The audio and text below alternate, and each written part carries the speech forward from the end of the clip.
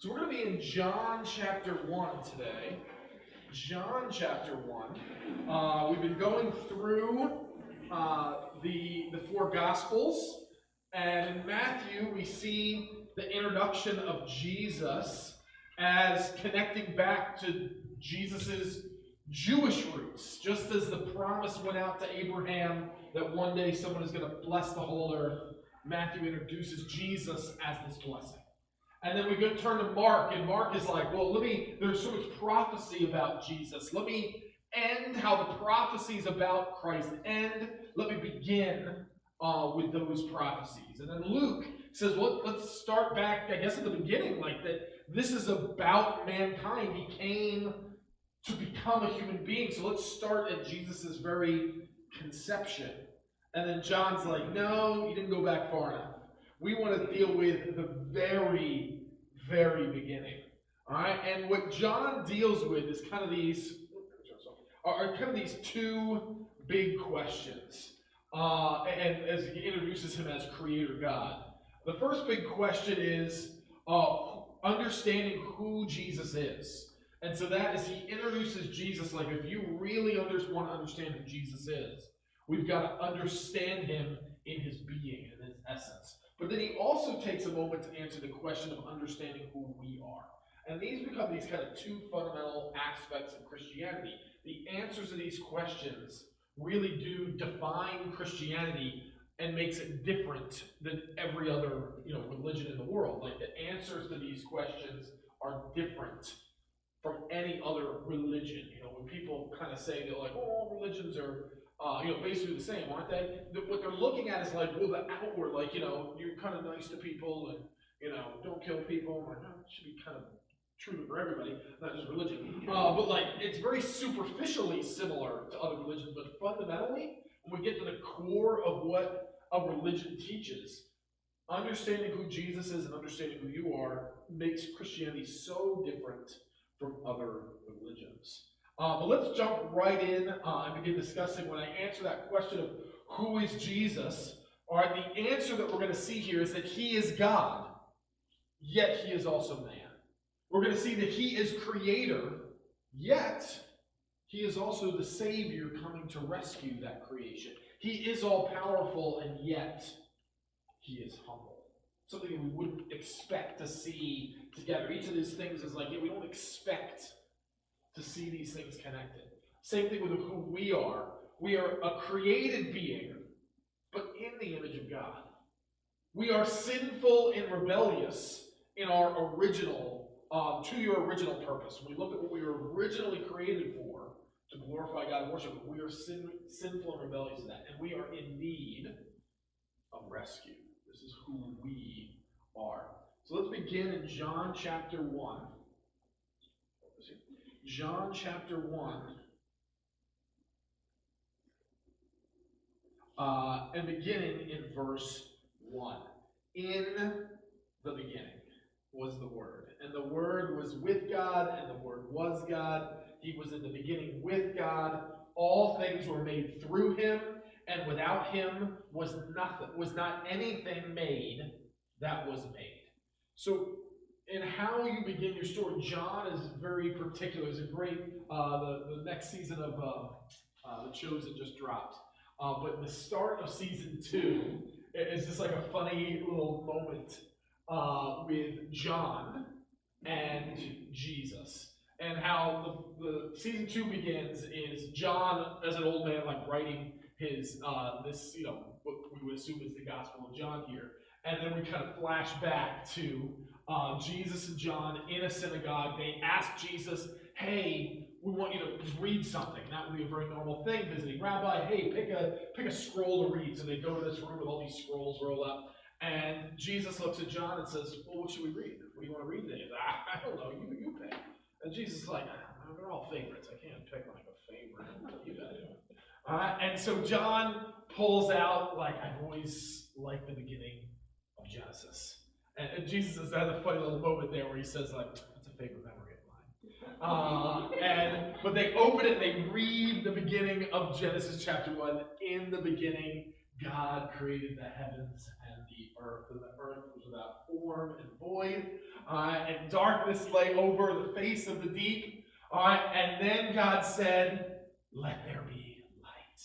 And there was light. And so here's John. They flash back to, okay, so maybe this is a favorite of John. Maybe he loves Genesis chapter 1. It makes sense. And when he says, "I'm going to write the beginning of the gospel. I'm going to start it in the same way that the beginning of the Bible starts." So he's like, I want the New Testament to start in the way that the beginning of the whole Bible starts, in the beginning. When is this? In the beginning. Where do I start? Where do you want to start a story? In the beginning seems like a good enough start. All right, in the beginning. All right, and he uses this phrase, "was the Word." And this is strange phrasing to us, but it would make perfect sense in that day. It's always important for us to remember that, like, all these scriptures are written, what we call occasionally. Like, it was written for an occasion. There was a time going on. Like, it's the same thing when you, like, if you watch, like, an old sitcom or an old comedy special, the things they joke about are, in the moment. Like, you hear an old, like, Bernie Madoff joke, like, that was about 20 years ago.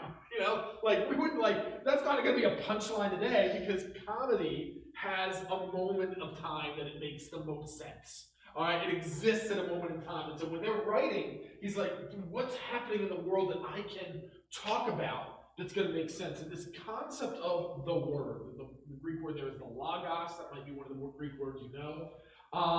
This was something that was talked about a lot in Greek philosophy. They talked about the logos. All right, and the logos is this concept of God. They didn't want to put God's name on it, because even when we were talking about Greek philosophy in this day, they knew that, like, Zeus and Ares, they knew that wasn't real. But they knew that there must be God. So Aristotle used this term, the prime mover. All right, he's like, I know there has to be an initial being that gets this all started. And so instead of calling it the prime, they started using this term, the logos, to say that there is this divine mind. There is this concept. Like, when we have a word, like, think about how kids work. All right, when they hear a new word, all right, they hear this word freedom, or you hear this word using a Bible, propitiation. You ask yourself, what does that word mean? And then you begin to explain the word. You can't use the definition in the word to explain the word. You define the word, and they're like, okay, I get it.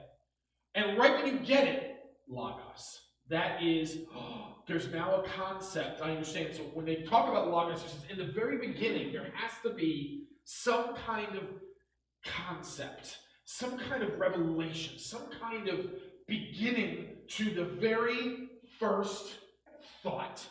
All right, and so he's stealing this idea of the logos and says, yeah, in the beginning was the Word. The concept was there, even if nobody understood it yet. The concept was there. And this concept, all right, this logos, this revelation, this divine mind, was with God. Okay, now he's going to use a term that everybody uses in a very vague, general sense, God. The beginning of all things, the creator, the being that made this all happen, that started everything, the greatest of all things, this divine mind was with God. So it's as old as God. It's always been there. And now he's going to define it further. This word, this concept, was God. All right? And he is going to keep defining this when we get down there in verse 14. That we see that he is talking about Jesus, the Messiah that has become flesh, was in the beginning. All right? Jesus, this concept of God existed. And he was with God from the beginning, and he was very God from the beginning. This makes sense, the idea of Word. All right, when we read in the beginning of Genesis what actually begins to create this universe that we see. And he said, light, and there was light. All right, and he spoke it into existence. So the word that we see, that when God speaks, it creates. He's saying that very speech of God, the concept of God, is God itself. Is God. And Jesus is it. Not part God. He's not half God. He's not partial. I don't even understand. Like, it doesn't make any sense the way that maybe some cults, we see like Jehovah's Witnesses try to translate this. In the beginning was the Word was with God, and the Word was a God. I don't even know what they're driving. I don't know what these theological cults are driving at when they try to say you're a God. Like, I don't even know what that means. Like, you're somewhat God, you're partial God, you're half God. Half God doesn't make any sense to me either, because like if you're God and you're infinite, and let's just use simple math, what's half of infinity? It's infinity. What do you mean you can't, like, there isn't, when you're really talking about infinite, all right, perfection, when you couldn't take a part of that and have it be anything, all right? And so when we are saying that Jesus is God, it is the way this should be understood. It should not in any way, when you look at structure of the sentence, it shouldn't be translated as a God. It absolutely is declaring in every which way it knows how that Jesus is God. All right, and that how can we know that all things are created through him, and without him, not anything made that was made. So you say there is nothing that has been created in this universe. Nothing has been created without Jesus. All right, Colossians, Paul explains this the same way in Colossians. All right, that all things are created through him and for him. All right, so when we're not, it's sometimes in our head that like, oh yeah, I guess like God the Father is the creator, and then like maybe he created God the Son. All right, God the Father, Son, and Holy Spirit, God, one person, one being, three persons, one God. All right, this triune God created the world. So nothing is created without Jesus. Without Jesus, he is the creator of all things. The Son of God, God the Son, is the creator. Nothing was ever created without him. And what we're going to begin to see here is this creator decided to dwell among his creation. In him was life. And the life was the light of men. Let me pause there for a moment before I begin in verse 5. Really other interesting concepts. Interesting as the concept of the word is, he is bringing in other concepts here. Life is a really cool, complex concept. What is life? All right, the way they would define it back then is anything moves in their being, is how the Greeks would describe the word life. Because you can't just say anything that moves. Like the ocean moves, it's not alive. A rock rolling down the side of a mountain is moving. It's not alive because it doesn't move in its own being. It doesn't decide where to move, basically. It moves when something else pushes it, or it falls, or an earthquake. It falls down. The waves don't decide in which to, like, ooh, I'm going to swell now. It's because of the tide. You didn't understand it was because it was moving back then. But it was, there are the tides of the oceans going in and out and sloshing back and forth. All right? And so life is something that moves in its own being. All right? And what we've begun to learn through science as we have advanced, we understand something that we call biogenesis. Biogenesis is that life begets life. All right? And it is a fundamental, despite some scientists have seemed to forgot some of the very basics of what we've learned in science. In science, we've learned that, yeah, life begets life, that something alive can make something else that's alive. All right, that's what we do, whether in humans we use, our own, procreation through males and females. Some worms simply divide themselves, some cells divide themselves. Like every living thing has a way to procreate, has a way to replicate. Because life begets life. Because as you back up, you'll never find something that isn't alive that becomes alive. It's kind of a basic, we can't go back. If we go back in time and like, as you back up through history, it's always going to be something alive that creates something else alive. All right, and so here, when we ask this fundamental question, how does life begin? Like, we don't have to have an argument on, like the literacy of like how literal is Genesis and things like that. We can simply just say, like, yeah, it makes sense that something alive is going to have to make something else alive. So why are you alive? It's because something alive made you. Right? And for you, very pointedly, would be like your parents. Something alive, your parents, made you alive. But as we back up, there's going to have to be this moment where God, where God is going to have to make something that's alive. Because nothing can be alive unless something that's alive makes it. So in him is life. So there is one being that has always been alive. So if somebody, you'll see like atheists ask, well, then who created God? And we're saying nothing created God. God has always existed because there has to be one thing that always exists. All right? No ifs, ands, or buts. You either have to say the material world has always existed. Okay? You're allowed to say that. I disagree with that. But you're allowed to say the material world has always existed, and somehow, some way, the material world created something that was alive from something that wasn't alive. That somehow, in accidental processes, some amino acid collided with some protein at some ridiculous speed in some sort of, Campbell soup, and it made something that was alive. All right, you can say, I think that's ridiculous, we don't see evidence of that, but you can argue that. You can argue, it's not a good argument, you can argue it. Because you have to admit something has always existed. Either the material world has always existed, or you're arguing that something that was alive always existed. And that is certainly the point that the Bible takes, is that in the beginning, God. In the beginning was the Word. That God has always existed, and in him was life. That he is eternally alive. It is what he is. He is life. And he's always existed, and he created the universe at a particular moment. When? In the beginning, that's when. All right? How long ago was that? Well, it was in the beginning. All right? He created it in the beginning. And that's where the universe started.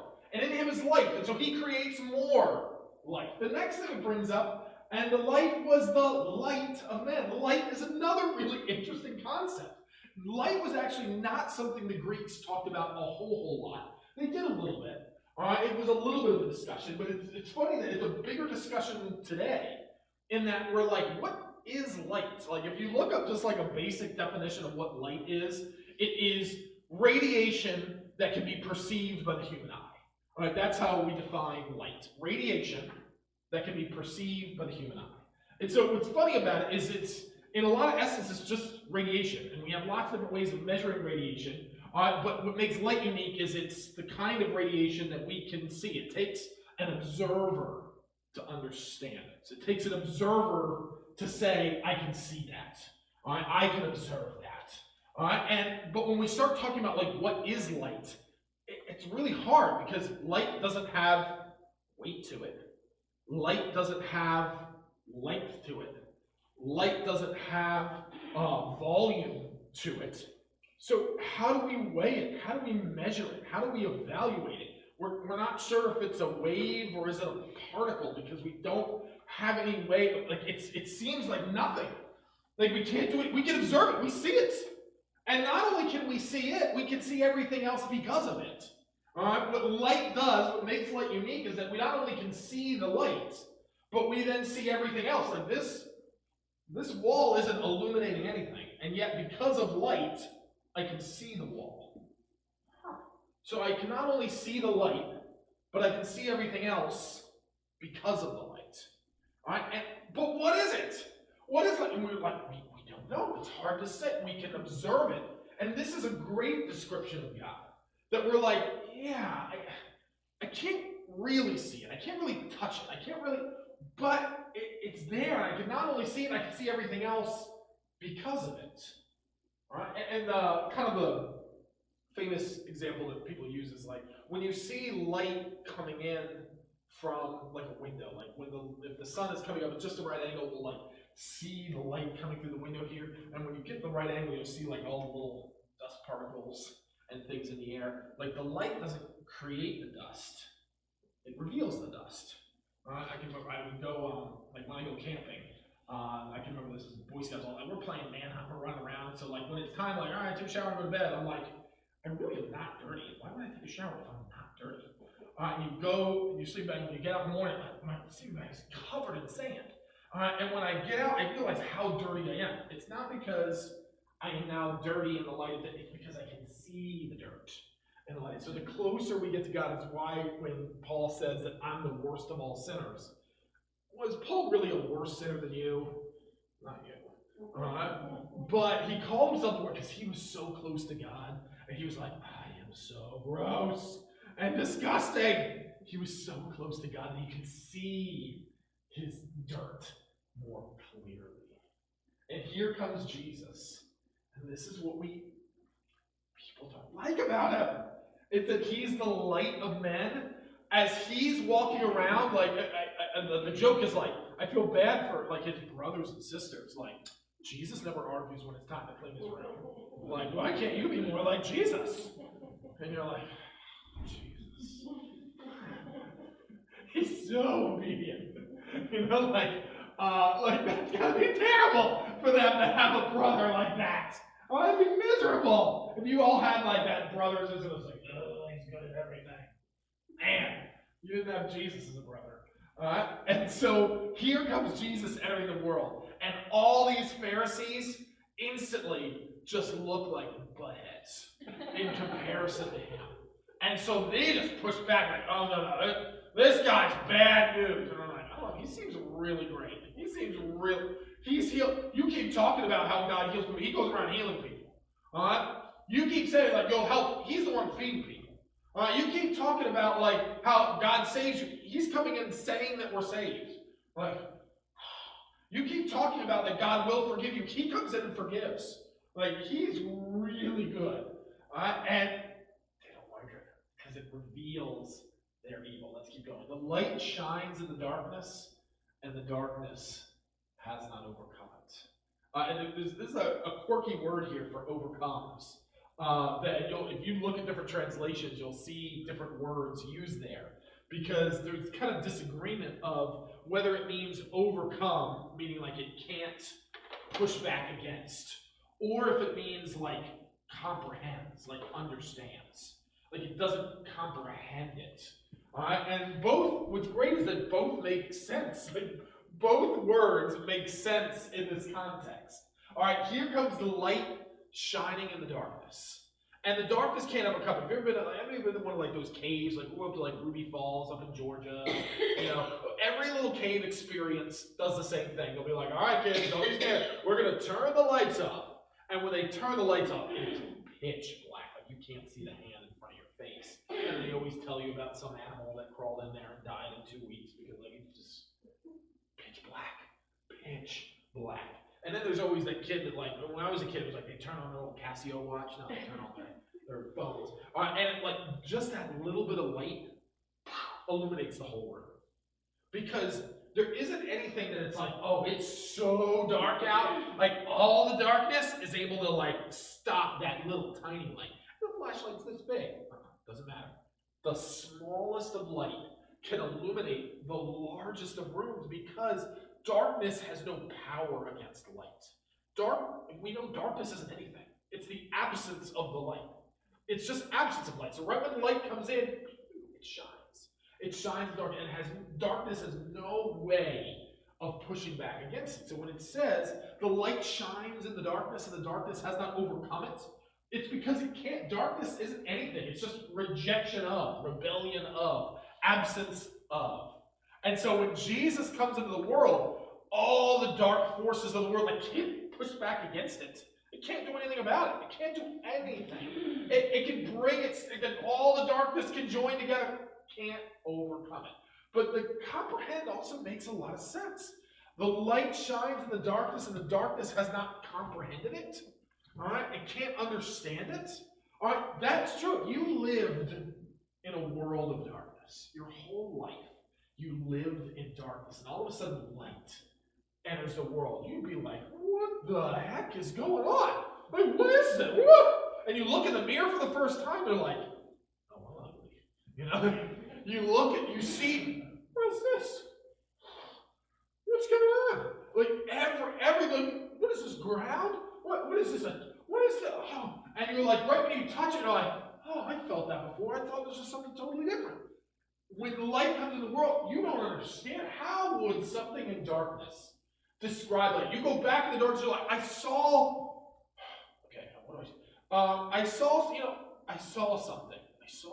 Well, how would something that lived in darkness their whole life comprehend this? So this is absolutely another Greek analogy here. If you took Philosophy 101, you learned about the cave analogy, Plato's cave analogy, that all they saw were shadows. Now, they weren't in total darkness, but all they saw were shadows on the back of a wall. And then one guy, Plato, Socrates, escapes the cave and goes out and sees that there's a whole world with trees. And he sees the real thing. Where they saw the shadow of a tree, he saw a real tree.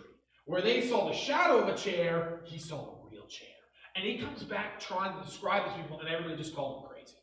All right? And then he started building followers. Socrates gets Plato, and Plato gets Aristotle. And they started having people that also saw the original thing. And so he is pulling on this analogy. He is pulling on, how would someone that has only seen darkness understand light? We use the same thing like flat world illustrations. If you imagine living on a flat piece of paper, and here comes God intersecting with your flat sheet of paper. All right, and if we picture the sphere passing through a flat piece of paper, you would see it as a circle because you understand circles. And then he would try to describe to you, yeah, but I'm a sphere. I'm beyond just a circle. How could people in a flat world understand that? And the same thing, how does the darkness understand the light? How does a two-dimensional being understand a three-dimensional being? How do three-dimensional beings understand an infinitely dimensional God? Little snippets, and little moments, and little principles. There was a man sent from God whose name was John.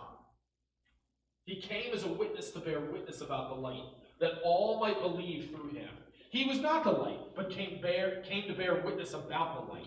The true light, which gives light to everyone, was coming into the world. So he explains John here. There was still some discussion. When Jesus is asking people, who do people say that I am? Some people say John. They're like, John, like we're around the same time. What are you talking about? John was really well respected. John was beloved. So he is dead by the time this is written. And so people are still saying, like, well, maybe he was the Messiah. And they're like, no. You were missing that. His job was to point people to the light that was coming. All right. This was out of order. Go back. He was in the world, and the world was made through him. And the world was made through him. Yet the world did not know him. He came to his own, and his own people did not receive him. So he's coming to save the Jew first and also the Greek. But his own people didn't understand him. Nobody comprehended what he was. But all who did receive him, who believe in his name, he gave the right to become children of God, who were born not of blood, nor of the will of flesh, nor of the will of man, but God. Right? And so here, as Jesus, the Messiah, enters the world, they didn't understand him. And so from this point forward, people have always been trying to make the Messiah, Jesus, God, into something they can understand. Because they didn't understand God, and because they don't understand God, when Jesus came, who is God, they didn't understand him.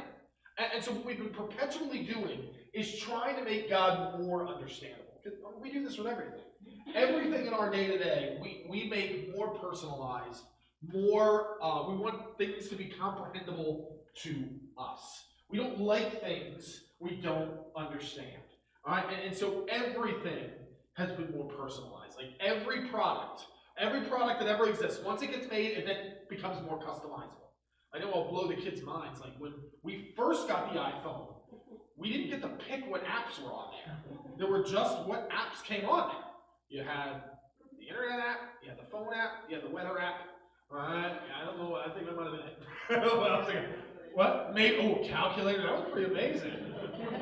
So there were like 4 or 5 apps, and that's what you got. All right, and then the app store showed up, and we could like 5 or 6 other ones. We could add on. All right, and then from because we like customizing everything. We took the same thing. Dogs are great, but we're like, I want a custom dog. I want a dog that fits in my purse. All right, I want a dog that hops my floor. All right, I want a dog that like hunts for mushrooms. I want a dog that like rounds up my couch. So we keep just custom. Like, I want this dog to do something because we customize it. Dogs aren't good enough for us. We're like, we gotta make a custom dog that does something. All right, so we started making dogs. All right, and the way we want everything we touch, we want to customize. We want to make it. So this is what we do to Jesus. We're like, instead of us trying to figure out who Jesus is, what Jesus has done, all right, how he's revealed himself, we're instantly just saying like, oh yeah, I'm going to take what I like. I like Jesus. I like the nice to people thing, and I like the is always with me part. I like, okay, so I'm going to just kind of make my custom Jesus. And you're in your little checkout cart, and you're like, yeah, I'll take this, I'll take the healing part, I'll take the comforting part, and we just kind of customize our own Jesus. And he loves me no matter what. He never asks me to do anything. All right, he doesn't, he doesn't ever demand anything in my life. I'm perfect. All right, and so we kind of custom make our own Jesus. All right, and instead, this is what people, that's not understanding. But what Jesus says in verse 12, but to all who did receive him, and just welcome him. And you can even hear the language. I get on this a little bit. It's not like my biggest kick in the world, but I do think it is like a little bit like it reveals. We have switched the language around so much to be like, accept Jesus into my life, accept Jesus into my heart. Because we're customizing it. Where really Jesus says, follow me. We've switched it around to say, come on, Jesus, follow me. Jesus says follow, like, oh, I got to go with you. He's like, I want you to come with me. And I'm like, I want you to come with me. So what are we doing? Are we inviting Jesus into our life? Like, come along, yeah, I'd love a little extra help.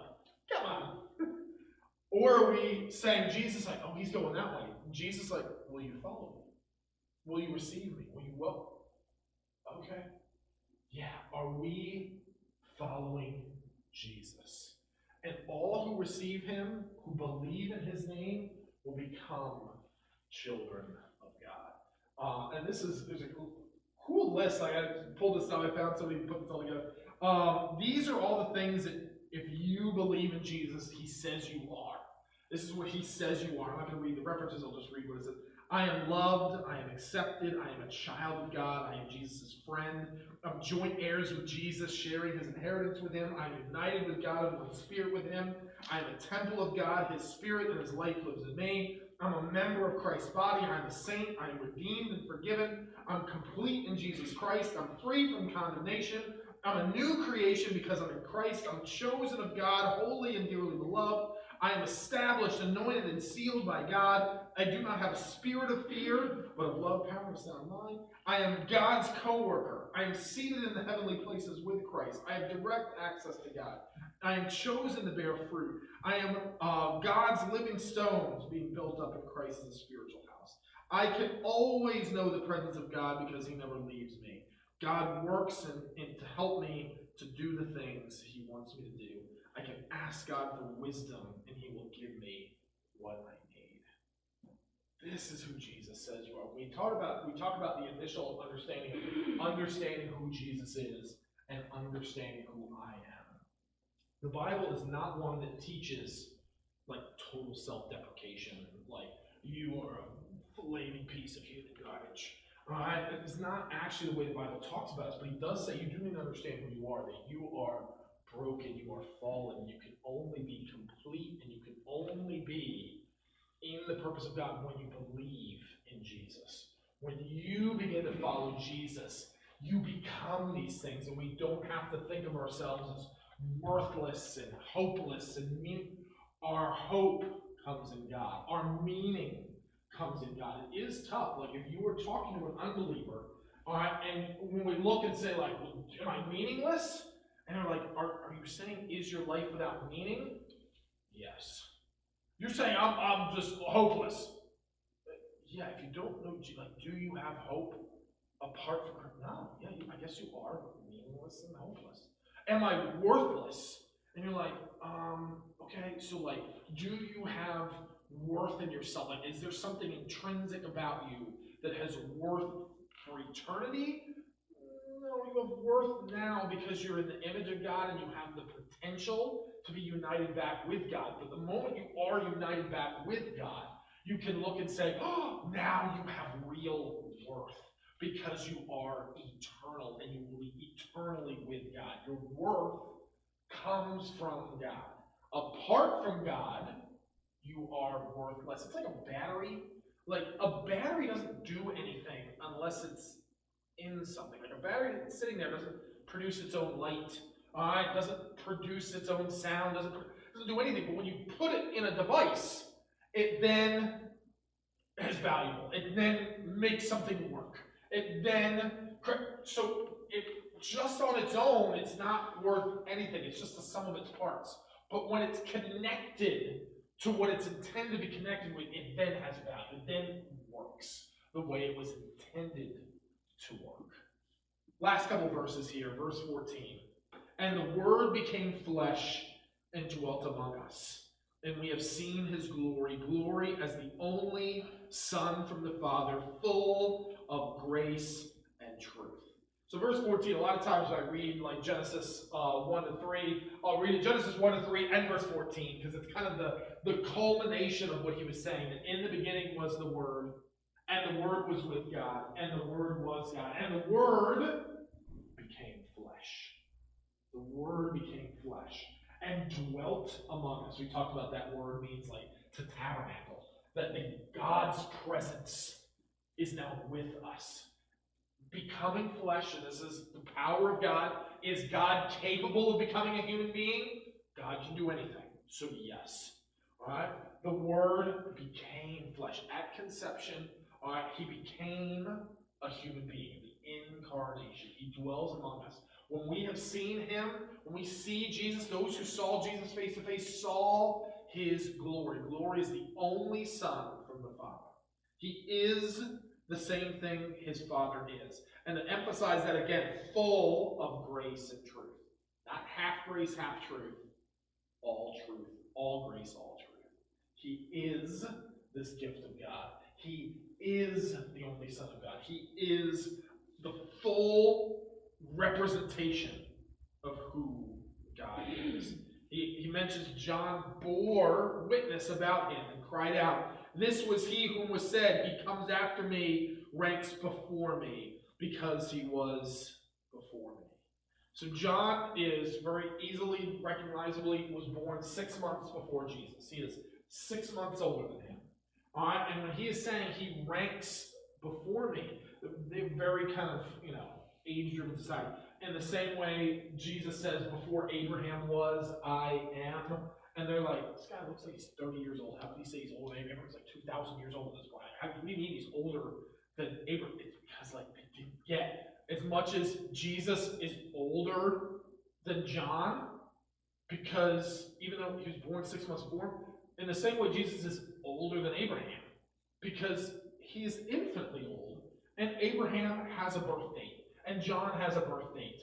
And while Jesus has a date in which he was born, his being as the Son of God has always existed. He ranks before me. He comes before me. From his fullness we have all received grace upon grace. For the law was given through Moses, grace and truth came through Jesus. No one has ever seen God, the only God who is at the Father's side, but he has made him known. So where, Moses, the one request, God basically says to Moses, I'll do anything you want. What do you want? And Moses is like, I want to see your glory. And God it will, there's going to be a movie made today, it will melt your face. You cannot see it. Peel, face melt off, only bone left. But get in the rocks, in this little crevice, like we're making one of those little boxes to look at a solar eclipse. Get in the box, and I will pass by you, and when I say open your eyes, you will see the back end of my glory. And when he does that, when he comes down from the mountain, he's glowing, irradiated. And so here we're saying, like, yeah, no one has like seen God until now. Until now. He, Jesus, has made him God known. He has made him known. We can see him and touch him. We can pull on his beard. We can come up with our own little handshake with Jesus. We will see him, and we will see him when we go to heaven. What are we going to see of God the Father? I don't know. I can't. There's no frame of reference for me to say what we're going to see. I know we're going to see Jesus. I know that. That's the easy part. We'll be able to do it. Again, you can, like, he'll have his, have you seen those, like, teachers that when their kids walk in, they have, like, their own little handshake with their kids, and they next one. Like, Jesus will have one, it might go, like, 400,000 years. But, like, okay, like, we got the time, it's no big deal. Like, we got that, you know, if we mess up, we can start over, like, and he can do that with each one. Like, we have all the time in the universe. We will see, again, I don't know the Father. What I can say is this, which is cool, we'll look at this a little bit next week. In the beginning, God said light, and there was light. And that's the first thing that enters the world. And atheists come along and like, well, that doesn't make any sense, because he doesn't create the sun until day 4. So what was, like, where was the light coming from, idiots? And I'm like, oh, God, like, he is light. And the very end, Revelation, like, it almost notices, like, as John writes, like, I actually think, Moses didn't explain this very well. So at the very end, he's talking about this new heaven and new earth that he creates. And he says there will be no more sun, no more lamp, for God will be their light. So God entering the universe brings light, pierces the darkness, brings light into the world. And so what will we see? The fact that we will see something is because of God.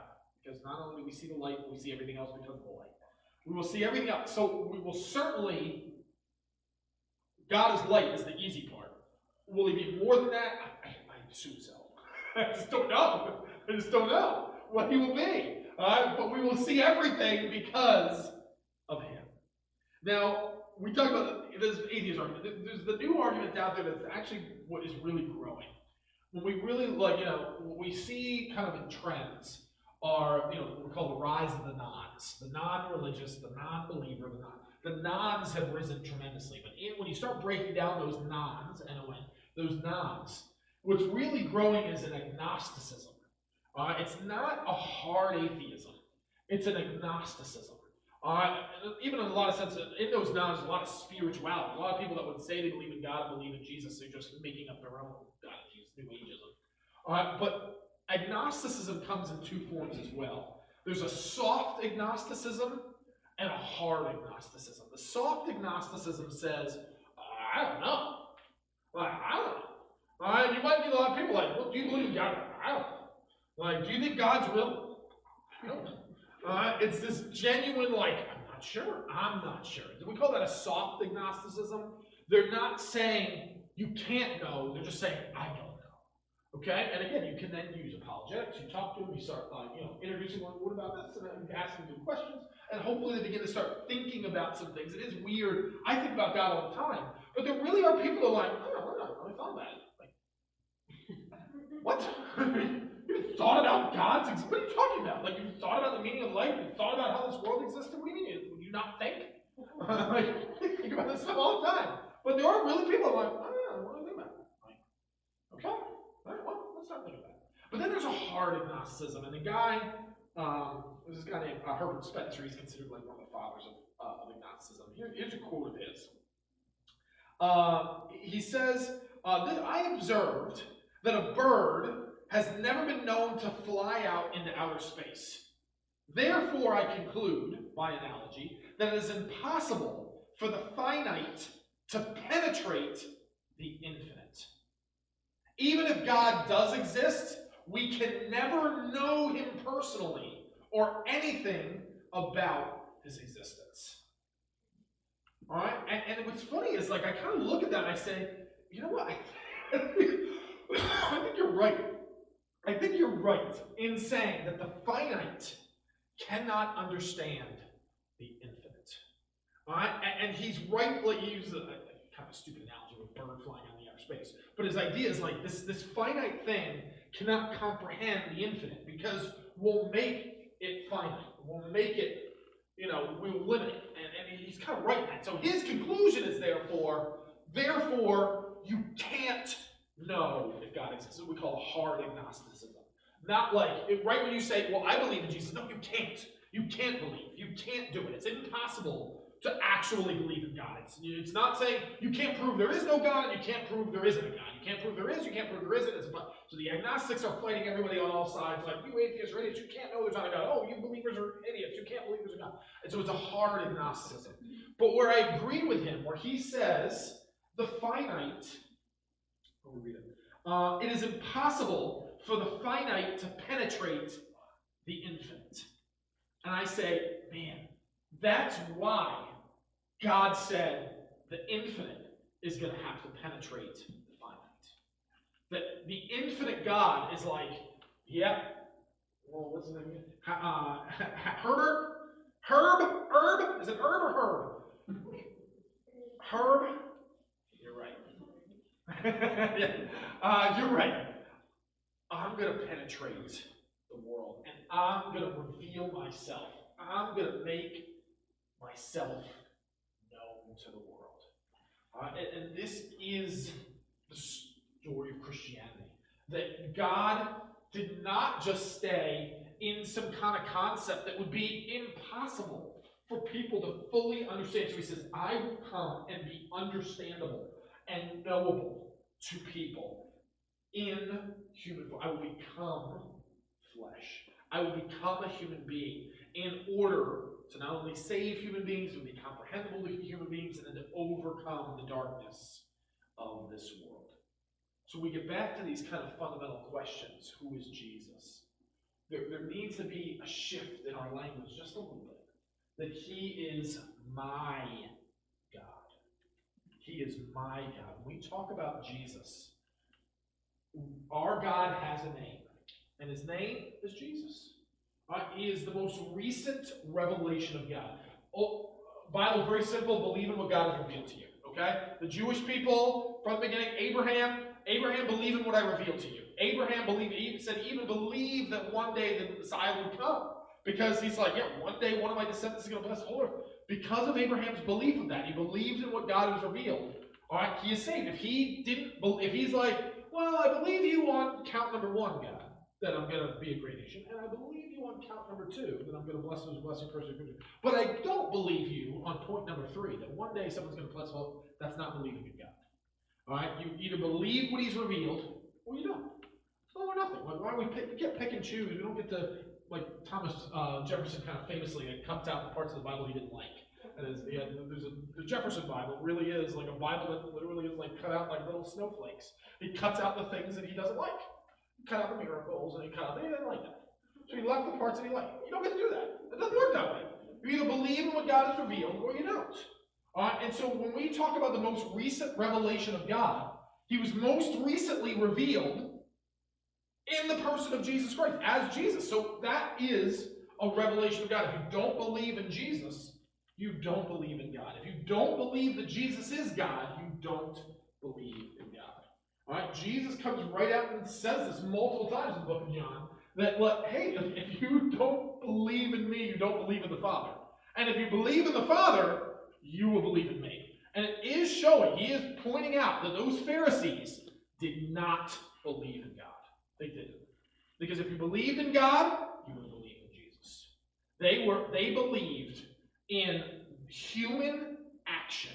Religion. They believed in human action that accomplishes good. They believed in human action. They didn't believe in God. Because if they believed in God, they would have believed in Jesus. No ifs, ands, or buts. There's no exception. There is no scenario. There is not, you can maybe think of it hypothetically, but it didn't happen in actuality, where there was someone that like genuinely believed in God and every which thing, and then the Jesus comes along and they got a really bad representation of Jesus. They got like the person that was sharing the gospel with them really did a bad job and really kind of stunk it up and like didn't take an evangelism and discipleship course, and they just did a bad job. And so they didn't believe in Jesus, and they died. Well, are they going to go to heaven or hell? Because they believed in God and all they knew in the Old Testament, but they didn't believe. And God said, actually, it doesn't happen because Holy Spirit. Holy Spirit would come, if you believe in God, Holy Spirit would come and lead you to the truth of Jesus. And if he didn't, it's because you didn't believe in Jesus. So when we talk about Jesus, you have a God, his name is Jesus, and he is your God. My God's name is Jesus. And if you believe in him, you are saved. He's my Savior. All right? And this is, again, an emphasis on the word my Savior. We'll see in a moment here that the understanding of, God had to become a human being in order to save us. Like, he did everything when it comes to saving me, and I needed saving. The other problem that we see of the Pharisees of that day, they didn't think they needed saving. They actually thought they were doing just fine on their own. I got my rules, and I'm following them, I'm good. They didn't recognize they needed a Savior. And when people that recognize, the people that were the most distraught, the most hurt, the most sick, the most poor, were quick to recognize, I clearly need help. And they were looking for help, and they found Jesus. And the people that didn't think they needed any help have a real struggle believing in Jesus. This is the struggle of our time here in America. So a lot of people just don't think they have spiritual needs. They don't think they have needs. They don't think of themselves as sinners. And because so many of our kind of physical needs are taken care of kind of in our modern society, we're getting more and more close to the idea that I don't need anything. And so they don't think they need a Savior. And that he is my Father and my friend. We see both examples throughout Scripture with Jesus, that we are a child of God, that he's our Father figure. We also see that we are a friend of God. He is our friend. So I put it both. That he is my Father. He is my friend. Is it personalized? When we think about us, all right, who are you? You understand I am a child of God. It helps you understand that when God saves you, that it is not of your, it is not of your intrinsic value, your skills or your importance. There's nothing about what you do that like God really needs me. God needs my help. Of course, God would want to save me. I'm such a nice person. You like hopefully children don't recognize it. Like they don't. They didn't do anything to be a child of their parents. You didn't do anything to earn the right to be a child of God. Those who believe in Jesus, all right, they become children of God. That we're a sinner saved by grace. And there's a little bit of, there are some theologians that kind of argue with this terminology a little bit. I do like it because I think the emphasis, I want to say it together, where I'm a sinner saved by grace, is that it's important to remember that we were sinners. It's important to remember that we were fallen creatures. And it's important to realize that now we are saved by grace. And there is a kind of a theological emphasis of people like, no, don't think of yourselves as sinners anymore, just think of yourselves as saints, that you are just simply saved by God is all you need to emphasize. And I do think there is a potential to stop being thankful.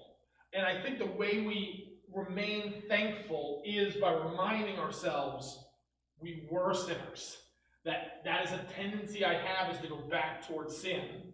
But I'm saved by grace, how can I ever do that? So some people say, well, if you emphasize sin too much, it starts excusing, and we do see this a lot, like, oh, you sin, and then people are like, I'm a sinner saved by grace, that's what it is. And it's not meant to be said to be like, it's just an excuse, you're a sinner, so you sin. No, so I don't want us to take that emphasis for sure, that when we sin, like, I can't help it, because you can help it now. You are saved by grace. You have been saved. You are now a new creature. You're a child of God now. The old things have passed away. New things have come.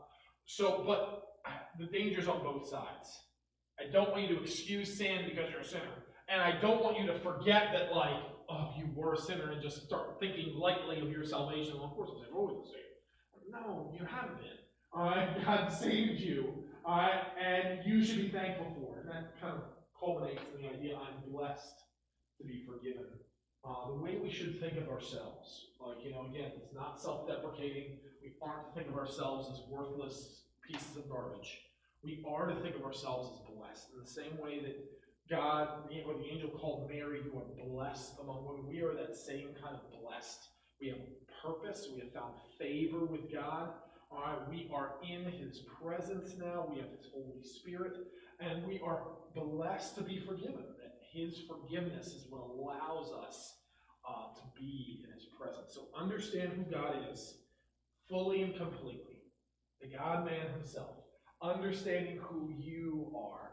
That you are a child of his. A sinner saved by grace and blessed to be forgiven. We understand those two things. All right, this is what can truly lead to proper worship and glory of God during this season, that we get who he is and we get who we are.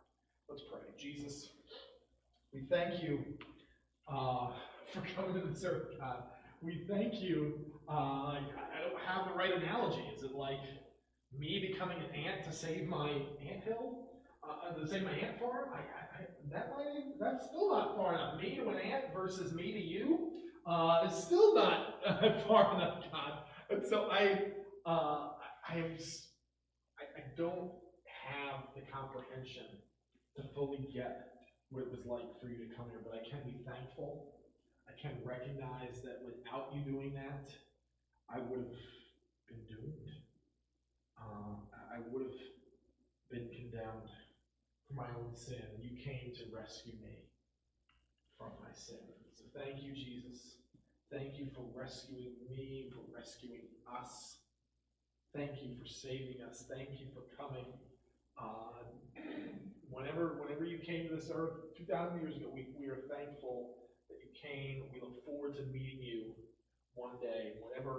Whatever you will look like, whatever essence we will understand you in, I know there will be you, Jesus, for me to hug, for me to see with my own new eyes. And that is something that is exciting and we look forward to, God. In Jesus' name I pray. Amen. Amen. Okay, so next week.